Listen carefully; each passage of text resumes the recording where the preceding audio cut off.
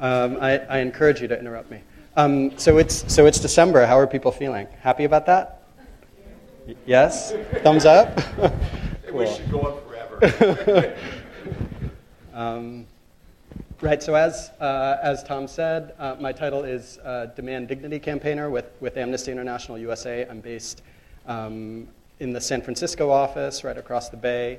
I got there about a year ago after a couple of years in our New York office and a few years, 3 years before that in our DC office. So I've bounced around a little bit within Amnesty International USA.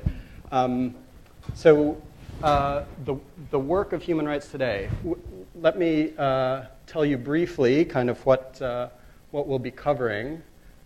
We'll do a quick review of the history of Amnesty International, show a short video. This is our 50th anniversary year.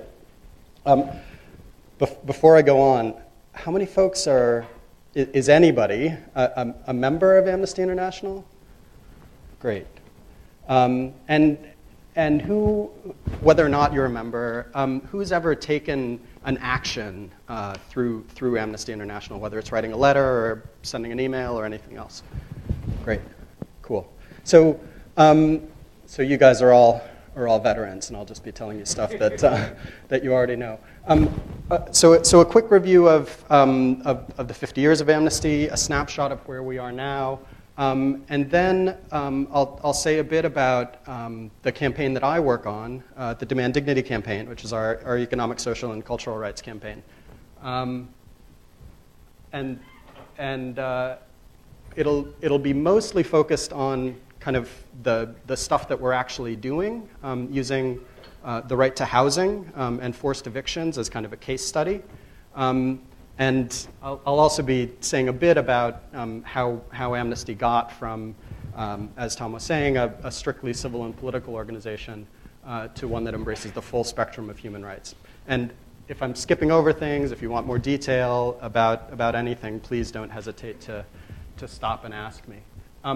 The last item is really just a couple of slides, and I thought I'd throw it in there for folks who are interested in the nuts and bolts of actually working in a human rights organization. So I'll go through that quickly, and again, please feel free to ask me questions. How's that sound? Cool? All right. So I think the first thing will be a quick video. Again, this is our 50th anniversary year, and this is a video that just kind of shows you where we're at now, and gives you some quick hits of where we came from.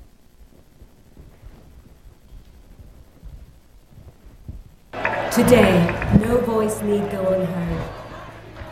Ordinary people are armed with the belief that they are not alone. Through the power of Facebook, Twitter, and even WikiLeaks, thousands of voices have joined together to bring countries to their knees. Is this force a new phenomenon? 50 years ago, Amnesty International launched one of the first ever social networks of activists in the world. Be of good comfort. We have today lit such a candle as shall never be put out. Since 1961, people across the globe have joined forces and demanded action on over 44,000 cases. Peter Benenson sparked a movement of 3 million people into life from his barrister's office in London. I was spurred into that by reading an article about how 2 Portuguese students had been arrested and sentenced to imprisonment for drinking a toast to liberty in a Lisbon restaurant.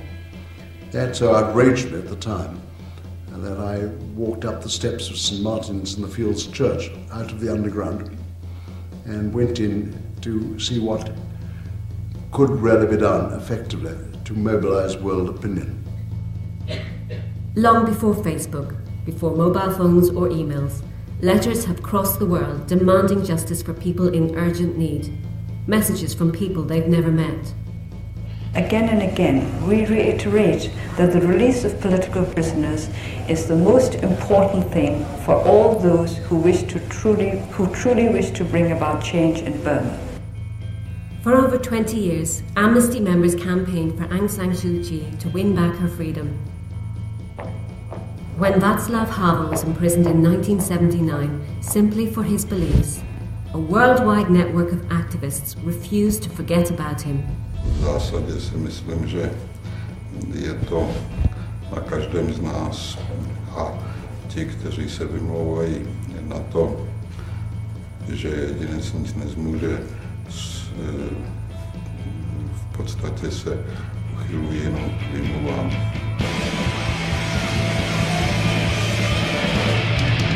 When he left jail, Václav Havel eventually became president of a new Czech Republic.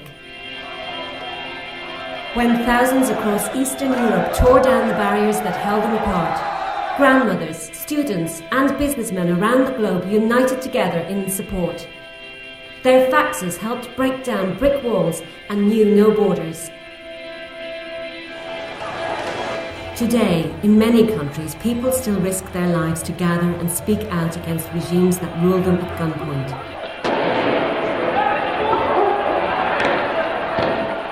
A million supporters have already signed Amnesty's demand for an international arms trade treaty, so we can keep the weapons out of their hands for good.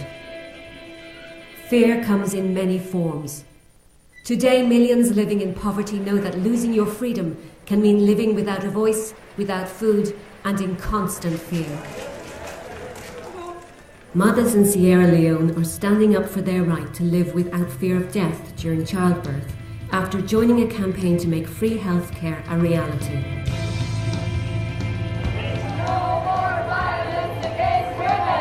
A worldwide campaign made sure the Mexican government could no longer ignore women and children being murdered in their hundreds in Ciudad Juárez. Su miedo, tenemos temor, pero luchamos por eso.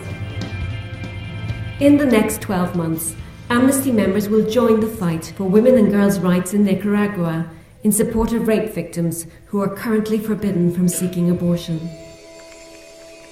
Elsewhere in Latin America, Amnesty's work will never be forgotten by victims of torture and repression by regimes now long dead. In 1975, Amnesty helped convince the UN to act. May I take it that the Assembly wishes to adopt the Convention against torture and other cruel, inhuman or degrading treatment or punishment? It is so decided. 2 years later, worldwide recognition came with the award of the Nobel Peace Prize. Not everyone was so impressed. Scathing criticisms of Amnesty activists were hurled everywhere, from the US to Soviet Russia. Undaunted, over 1 million people signed petitions to the UN to free all prisoners of conscience. 31 years ago, Amnesty members began a relentless fight against the death penalty, which has helped end executions in 87 countries. Au nom de ses amis à travers le monde, je vous demande, Monsieur le Président, de libérer Kim Song-man. 계속 그렇게만 지내야 되는 사람한테 밖에서 편지를 보내가지고 그분들이 이제 주 하시는 말씀들이 이런 내용이야. Keep your spirit up. It's only when you have millions of people coming together and the hard research and evidence that Amnesty brings to bear, that combination is what's going to crack the challenges of the future.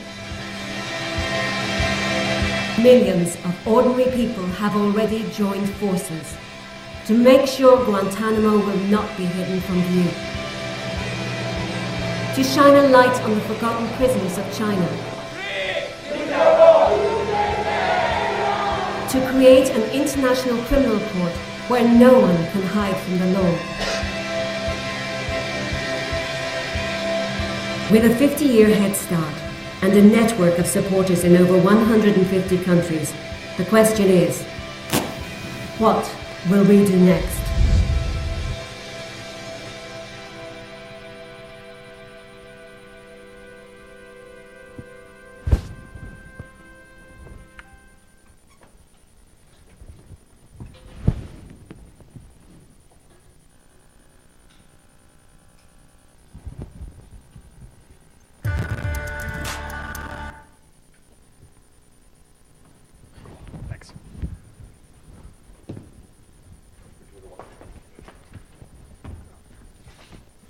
Yeah, was there a question?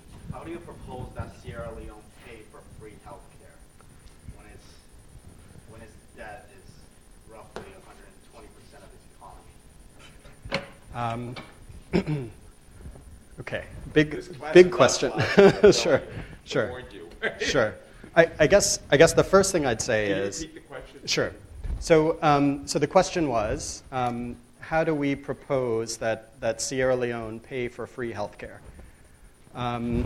And it's true. I think that this is an issue that we'll be able to talk a little more about further on in the lecture.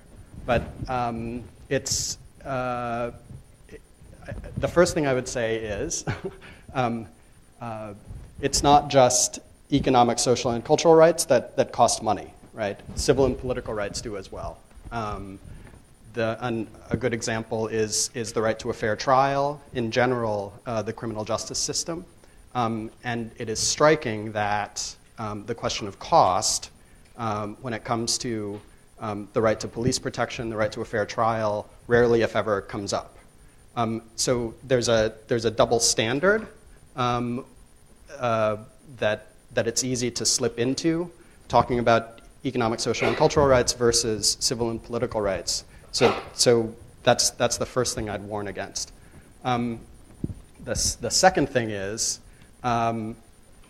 budget issues, while often real, are often used as kind of a mask for decisions that are getting made about allocations of resources, right? So Sierra Leone is a tough case, but in fact, the government has gone ahead and instituted a free healthcare policy with prodding from Amnesty International and other groups. And Amnesty's role now is monitoring and reporting on the progress of that free healthcare policy. So bottom line is budgetary concerns are not a deal breaker when it comes to even something as ambitious as healthcare for women in as poor a country as Sierra Leone. Cool? All right. So again, this is the original article by Peter Benenson, published 50 years ago. It proposed a one-year campaign, what he called an appeal for amnesty, and it was explicitly aimed at prisoners of conscience, which he defined as any person who is physically restrained from expressing an opinion which he honestly holds and which does not advocate or condone personal violence. So the 6 political prisoners who were pictured up at the top there. Oh, I've never used one of these pointers before. It's really fun. Are these folks from Romania, the United States, Angola, Czechoslovakia, Greece, Hungary. So a range of countries deliberately chosen from either side of the Iron Curtain. And it's also, another thing that's worth noting is in the original article,